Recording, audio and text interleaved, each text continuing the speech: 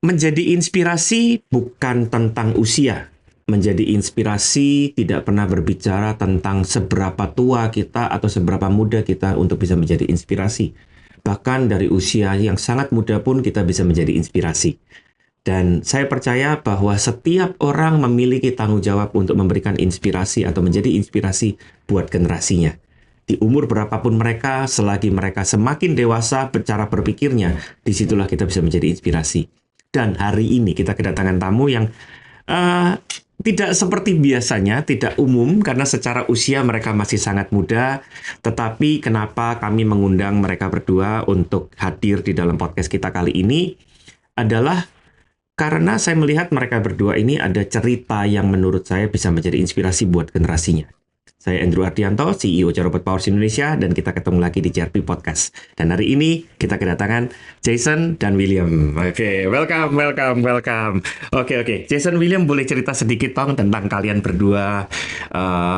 Kalian mungkin usia berapa, aktivitas yang kalian lakukan? Oke, Jason dulu boleh. Jadi aku itu usianya 12.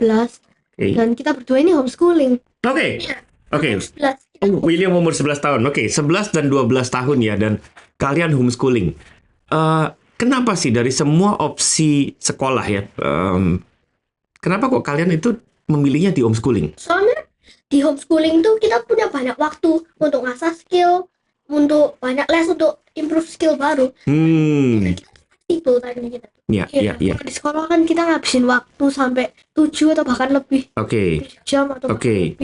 Di homeschooling cuma membutuhkan 2 sampai 3 jam aja. Jadi waktunya fleksibel banget. Kita punya banyak waktu untuk baca buku, asah skill dan lain-lain. Ini keren nih. Karena bahkan waktu homeschooling pun nggak berarti karena kalian punya waktu yang bebas gitu ya. Bukan berarti bahwa kalian itu jadi lepas begitu aja gitu kan? Iya. Tetap kalian harus membangun diri untuk, kalian perlu membangun diri untuk ngasah skillnya gitu ya. Wow. Jadi homeschooling fleksibel bukan berarti nggak ngapa-ngapain. Ya kan? Bukan berarti nganggur nggak jelas ya. Makan scrolling gitu doang. Oke.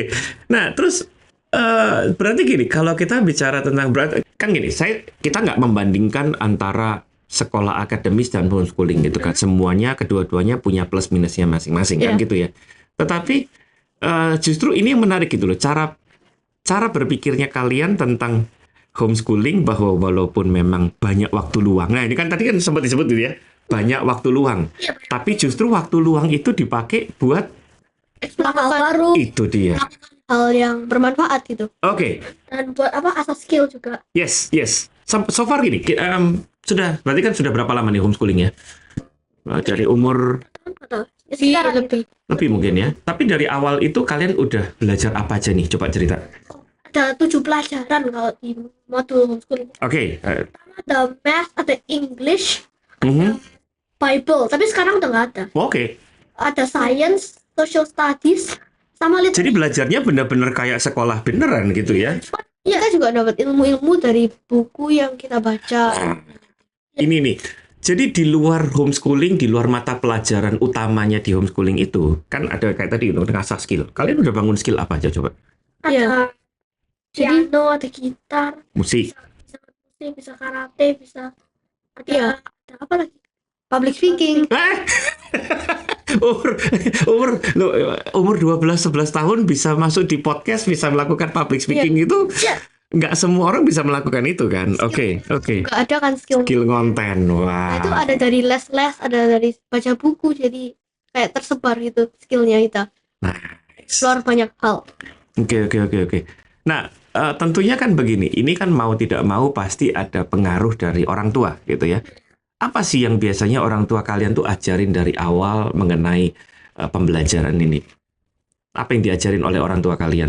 Lagi bicara tentang, oke, kamu kan gini, kita ngomong ngasah skill gitu ya. Ada banyak orang tua di luar sana yang bahkan sekolahnya akademis. Ini sekolahnya akademis, tapi anaknya itu nggak diajarin untuk ngasah skill yang di luar dunia akademisnya. Ya, jadi mama itu ngajarin kita untuk explore banyak hal. Jadi kan kita masih ditanggung, biayanya masih ditanggung mama papa tuh. Jadi kan nggak ada ruginya gitu. Ya, jadi kita banyak hal aja gitu. Keren. Karena banyak orang gini, orang akan melihat ini kan istilahnya zaman sekarang nih ya. Orang bilangnya privilege. Ya. Betul ya? Betul. Wah, ini privilege banget gitu kan. Tetapi kan gini, kalian melihatnya justru dari sudut pandang bahwa mumpung masih ada yang backup gitu.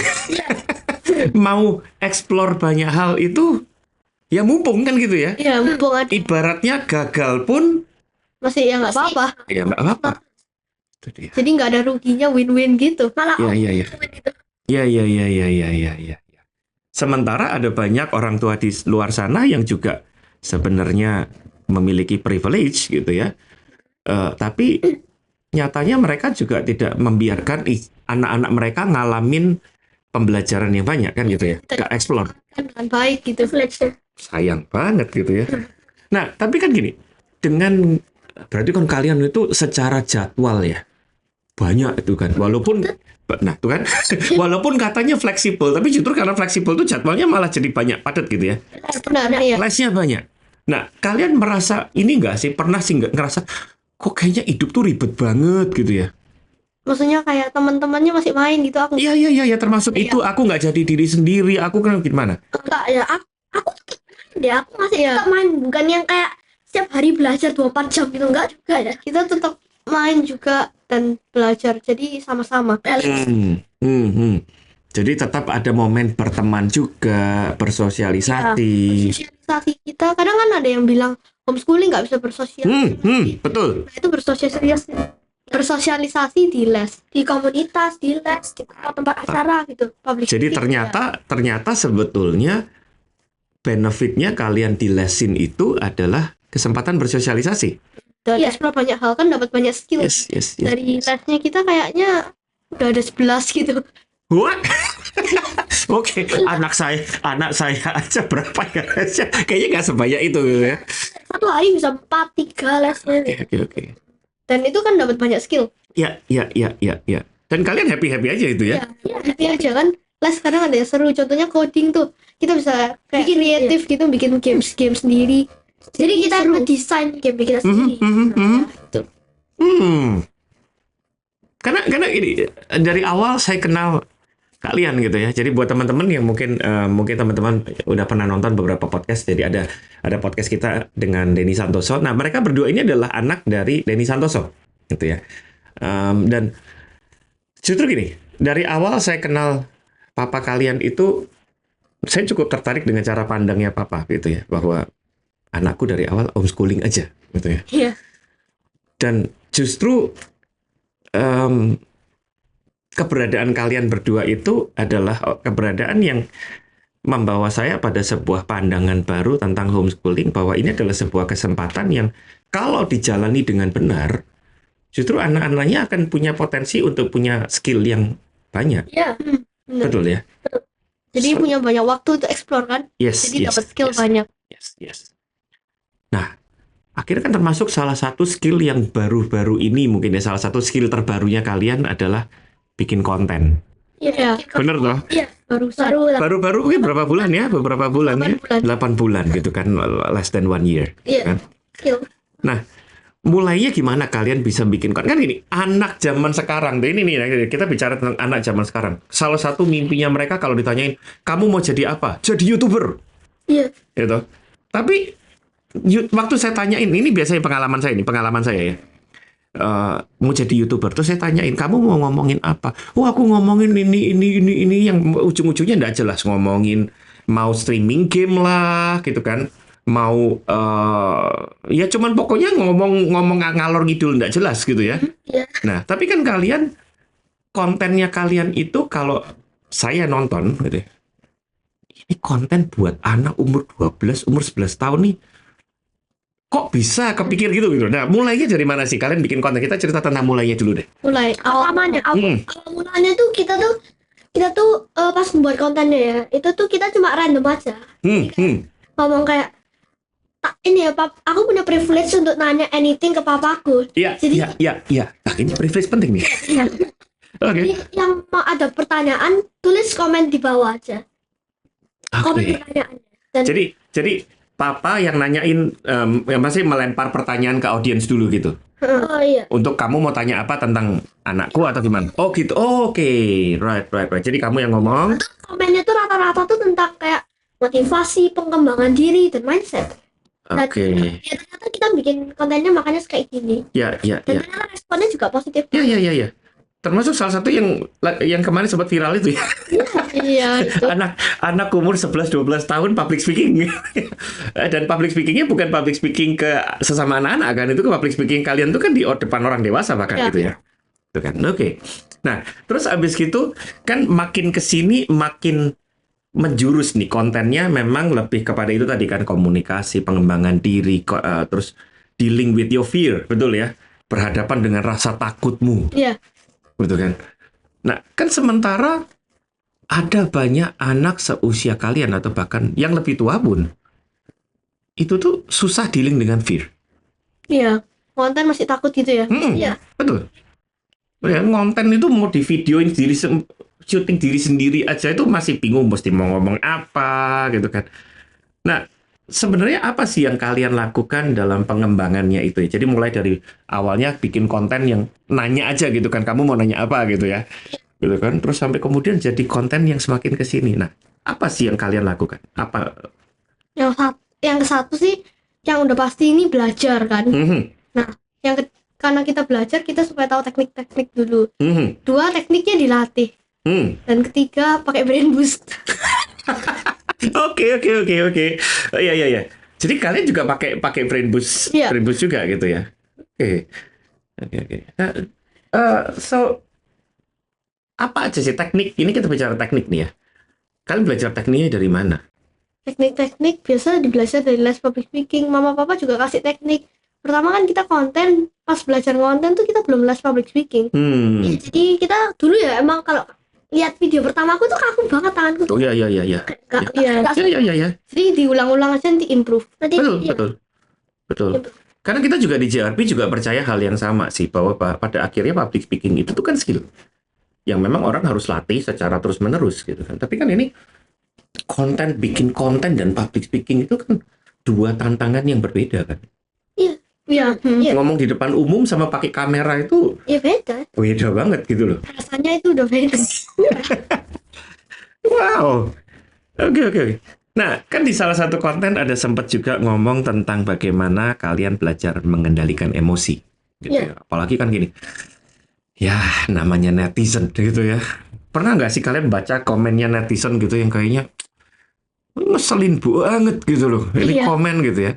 Ada nyinyirin itu. Betul, nyinyirin gitu. Karena bagaimana cara kalian mencoba untuk, kan gini, mau nggak mau kita pasti ada rasa keselnya gitu kan. Tapi kan bagaimana kemudian membuat rasa kesel itu dikelola dengan benar gitu loh, sehingga emosinya ini jadi nggak bikin orang ngamuk-ngamuk nggak jelas gitu. Apa yang kalian lakukan? Kalau aku sih aku biarin aja sih. Kan masih ada banyak orang yang support kita juga. Yes. Oke. Nah, tapi kalau dalam sehari-hari gitu kan, apa yang kalian pelajari tentang mengendalikan emosi di luar konten nih ya, di luar konten? Kalau dari emosi, dulu aku pernah maksudnya nggak gampang marah misalnya gitu kan. Gini, marah itu boleh gitu ya, betul ya. Kalau kita pingin sesuatu nggak kita dapatkan, kita pasti kesel tuh. Iya. Benar nggak? Tapi gimana caranya supaya kekesalan itu nggak jadi meledak? Kan ada orang, anak itu sampai bisa tantrum lah, sampai bisa ngamuk-ngamuk nggak jelas, nangis nggak jelas gitu kan. Kalau aku sih kalau ngomong mengendalikan emosi, aku pernah harus menahan emosi. Mau beli gaming laptop itu, aku harus baca lebih dari 40 buku lah. 40 buku? Dalam setahun untuk dapetin gaming laptop itu. Dan supaya nggak langsung gitu loh, kita harus berusaha dulu gitu. Aku juga dulu ya, waktu kecil itu kalau mau nonton itu aku harus duduk diam 15 menit. Gitu. Iya, kalau berhasil. Jadi kamu bener duduk dulu baru nonton? Harus diam 15 menit, nggak gerak sama sekali, diam. Iya, baru boleh nonton. Kayak delay gratification gitu. Bener. Ya. Jadi dari awal memang sudah diajar tentang delayed gratification. Dan itu kira-kira umur berapa coba, William? 5.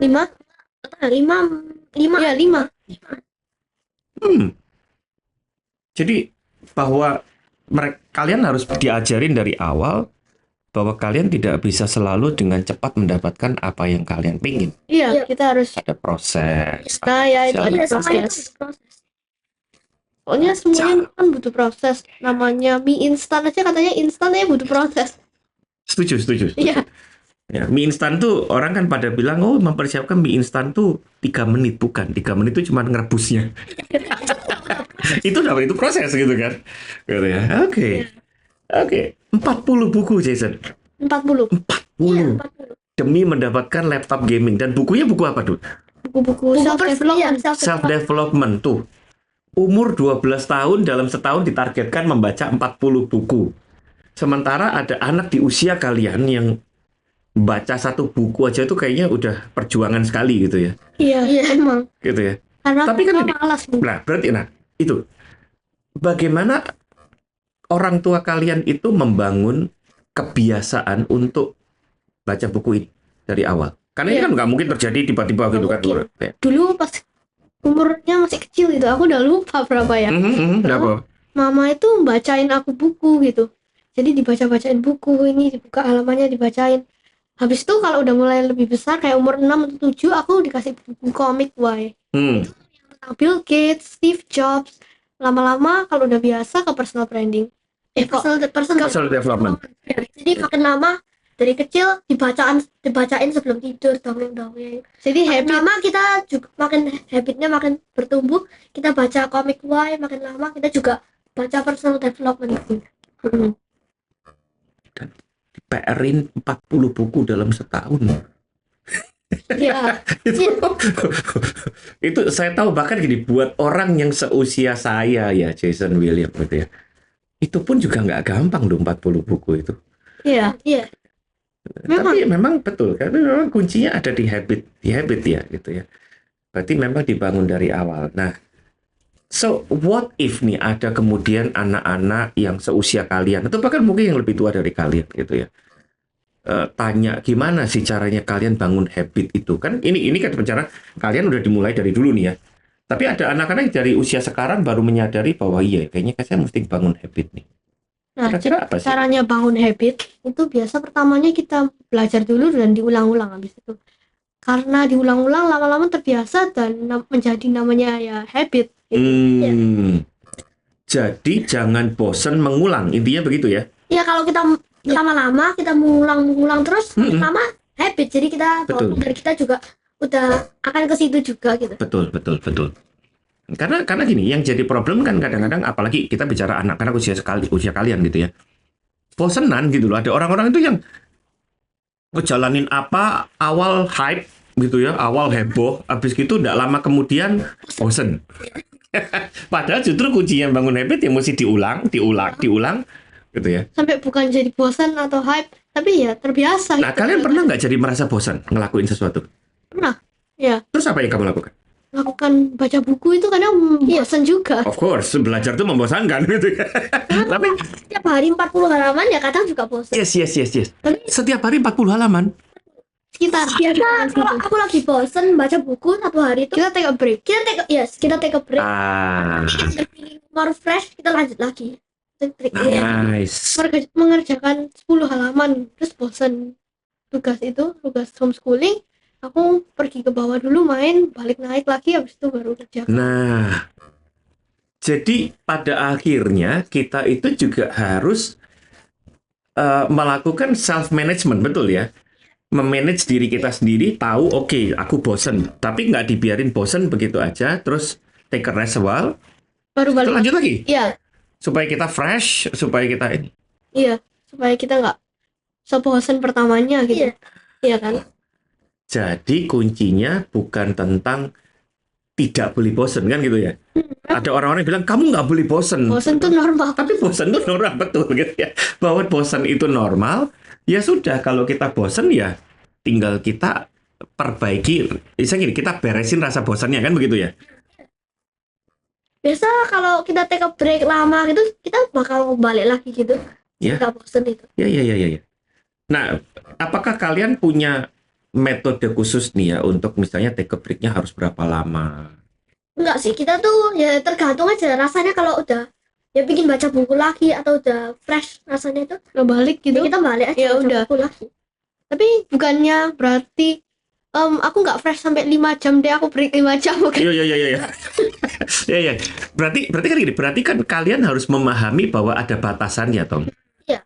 Bahwa kalau take a break pun nggak dibablas-bablasin gitu loh kan gitu ya. Ada self controlnya ya, gitu. Bukan kayak langsung 5 jam 1 harian break gitu, bukan.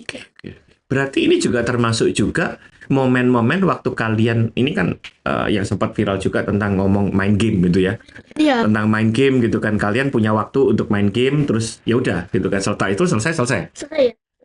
Tapi kan gini, biasanya anak seusia kalian begitu udah main game bablas gitu loh.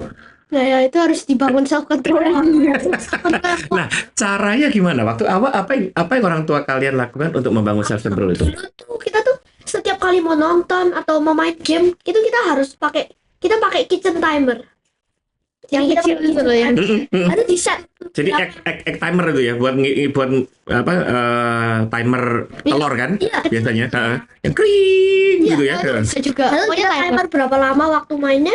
Kalau selesai ya selesai, ya langsung gitu. Jadi akhirnya terbiasa. Okay. Nah tapi gitu. Pernah nggak sih kalian dalam waktu itu bablas masih pengen main gitu ya? Terus apa yang dilakukan? Ya, oleh orang gini, apa yang dilakukan orang tua kalian pada waktu kalian maksain pengen main gitu? Ya jadi harus selesai gitu, mau gimana ya udah selesai aku. Iya, ya udah selesai waktunya, nggak bisa lagi. Lama-lama menjadi habit. Kalau udah kitchen timer bunyi ya bunyi. Sekarang masih kitchen timer? Enggak, kita nggak pakai kitchen timer lagi. Sekarang lihat jam ya udah selesai ya udah selesai. Ini skill langka loh. Iya. Ini skill langka loh. Itu ya. Dan ini kalau saya ngelihat dari sudut pandang saya sebagai orang yang sudah bekerja gitu ya. Ini juga akan membantu kita untuk melakukan manajemen waktu gitu kan, bahwa kerja pun ada momennya di mana kita harus take a break gitu kan, dan kita mesti disiplin dalam taking a break gitu kan. Berarti bahwa istirahat pun harus disiplin gitu loh. Gitu kan. Bekerja harus disiplin, istirahat pun harus berdisiplin gitu ya.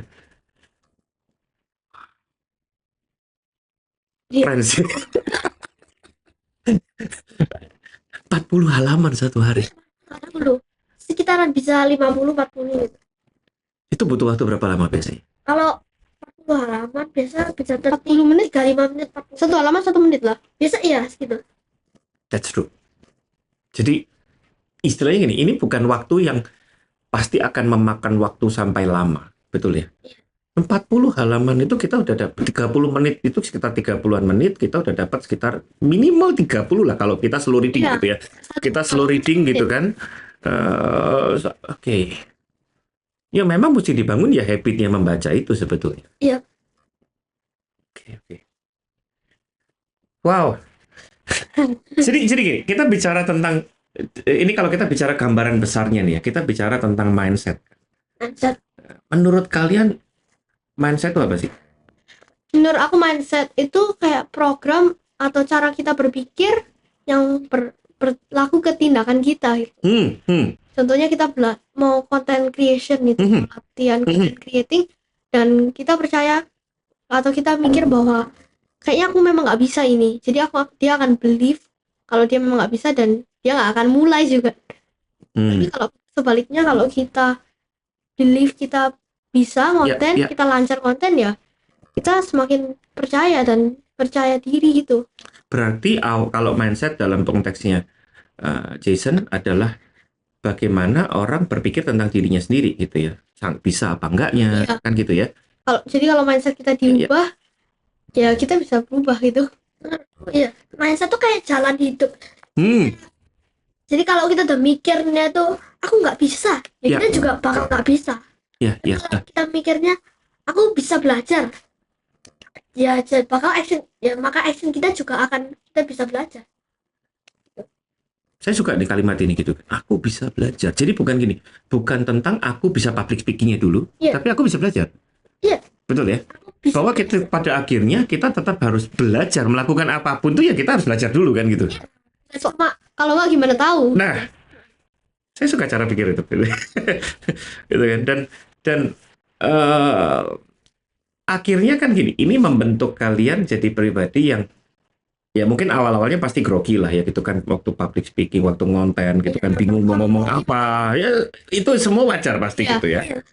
Gitu kan.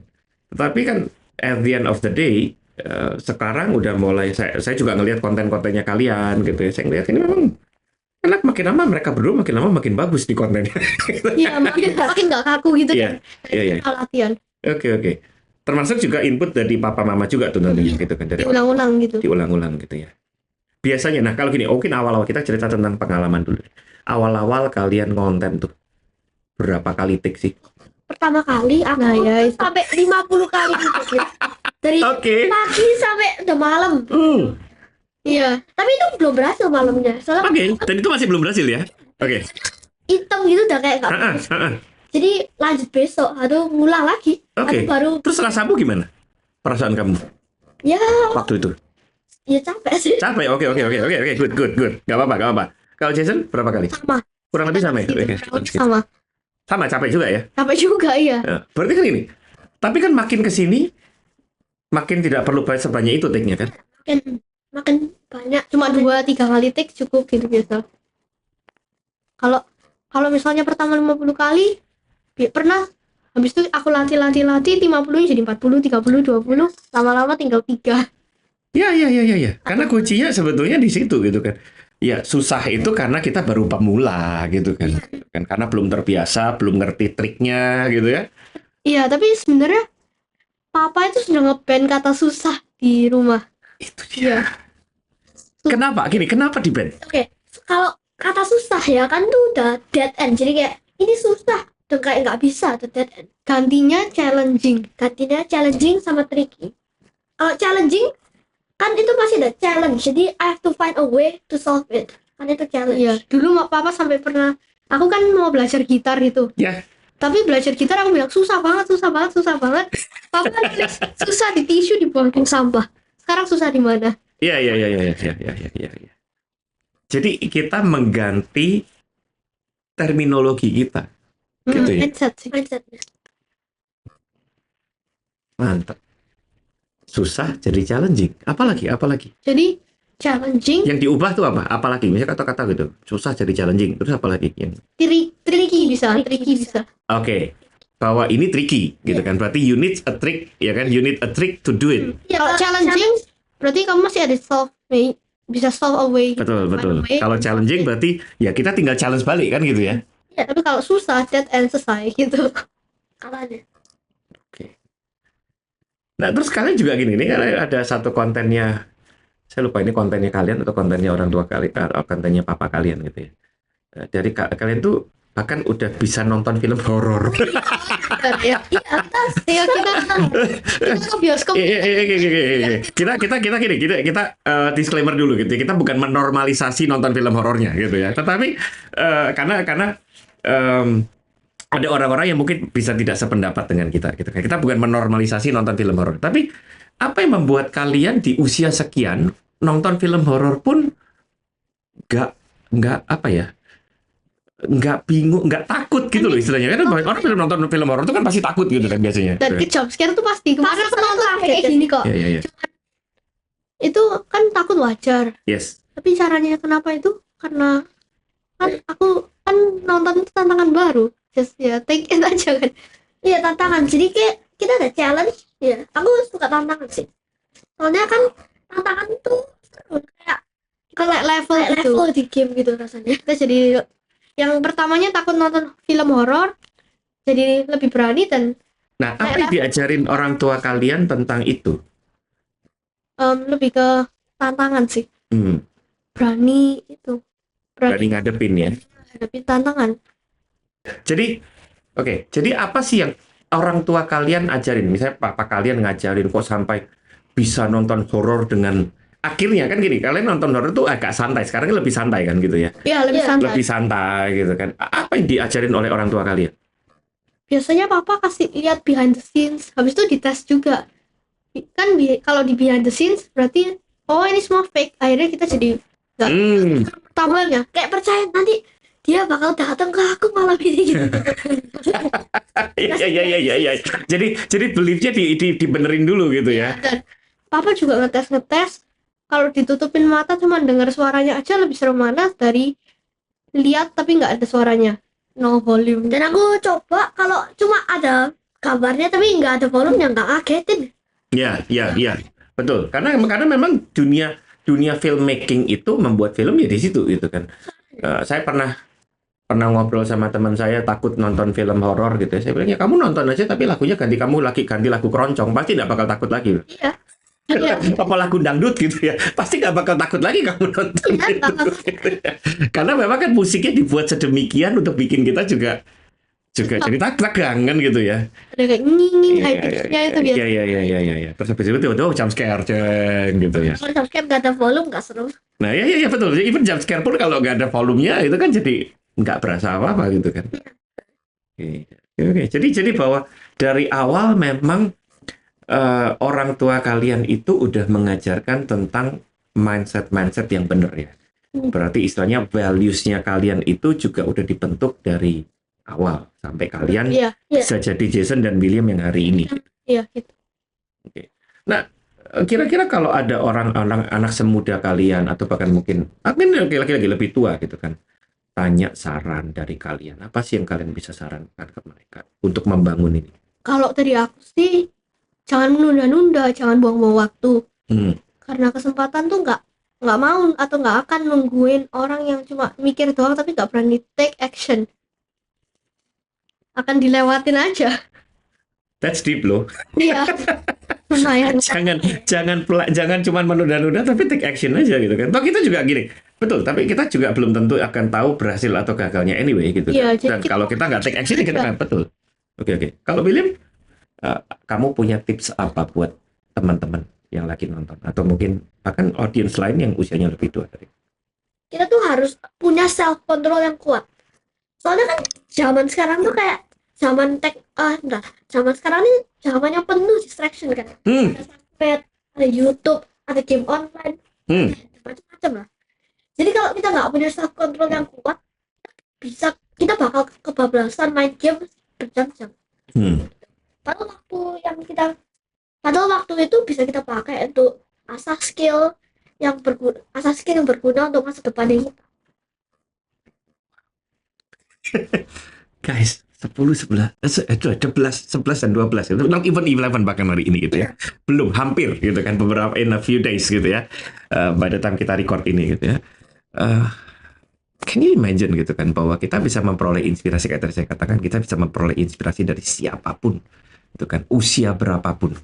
Dan saya selalu punya prinsip bahwa gini loh, satu-satunya yang akan membatasi kita menjadi pribadi pembelajar ataukah kita menjadi pribadi yang tidak mau belajar itu adalah ego kita dan arrogance kita. Jadi kalau kita menjadi pribadi yang punya kerendahan hati yang benar, kita akan bisa belajar dari siapapun, even bahkan mungkin di satu dan lain hal kalau kita adalah parents, kita belajar dari anak-anak kita. Gitu kan. Dan saya percaya gini, kenapa kami undang Jason dan William pada hari ini adalah karena saya melihat ada value yang selaras dengan apa yang kami ajarkan juga di Corobot Powers gitu kan. Bagaimana membangun mindset, membangun confidence, dan confidence itu tidak pernah dibangun dari luar. Confidence itu dibangun dari bagaimana cara kita memandang tentang diri kita sendiri. Oke. So I believe ada banyak orang hari ini yang kalau nonton podcast ini juga mereka pasti dapat inspirasi dari Jason dan William. So really thank you both. Usia masih muda tapi ngomongnya mature sekali. Kontennya itu mature sekali ya. Kita nggak bilang tua gitu kan, tapi mature dan saya percaya bahwa ada insight berguna, insight berharga yang juga pasti akan diperoleh orang-orang yang lagi nonton podcast ini. Gitu.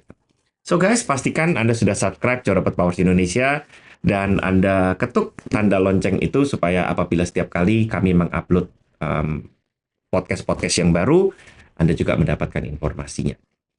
Dan akhir kata bahwa jangan pernah berhenti untuk menjadi inspirasi buat siapapun, seberapapun usia Anda, seberapa muda Anda, bahkan seberapa junior pun Anda di dalam perusahaan Anda. Sampai ketemu di video berikutnya. Time to maintain yourself. In this space we will show you how to explore how you talk, how you look, how you dress. You got to move forward, move. Everywhere I